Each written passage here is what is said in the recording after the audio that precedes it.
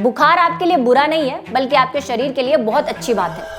कैसे? हमारे शरीर का सामान्य टेम्परेचर 37.8 डिग्री सेंटीग्रेड या 96.6 फ़ारेनहाइट होता है। हमारे ब्रेन में एक ग्रंथि होती है जिसे हाइपोथैलेमस कहते हैं, वो हमारे इस शरीर के टेम्परेचर को मेंटेन करती है, यानी कि बनाए रखती है। लेकिन अगर हमारे शरीर में कोई पैथोजन जैसे कि बैक्टीरिया या वायरस प्रवेश कर जाता है तो हमारे शरीर की जो बॉडीगार्ड सेल्स हैं यानी कि WBC है, वो उससे लड़ाई करने के लिए उसके पास पहुंच जाती है। जब वो उससे लड़ाई कर रही होती है तो उसमें से एक रासायनिक पदार्थ निकलता है जिसे पायरोजन कहते हैं। ये पायरोजन ब्लड के माध्यम से हाइपोथैलेमस तक जाता है और हाइपोथैलेमस को बोलता है कि शरीर का टेम्परेचर बढ़ाओ। अब हमारे शरीर का टेम्परेचर धीरे धीरे बढ़ने लगता है क्योंकि शरीर में ब्लड फ्लो बढ़ जाता है और WBC की मात्रा भी बढ़ने लगती है। इस शरीर के टेम्परेचर को बढ़ाने का ये रीजन है कि बदलते वातावरण या बदलते तापमान की वजह से कुछ ऐसे बैक्टीरिया होते हैं जो इसे सहन नहीं कर पाते और बदलते टेम्परेचर पे मर जाते हैं, तो शरीर में बुखार आने लगता है। तो बुखार आना गलत बात नहीं है, बल्कि ये हमारा शरीर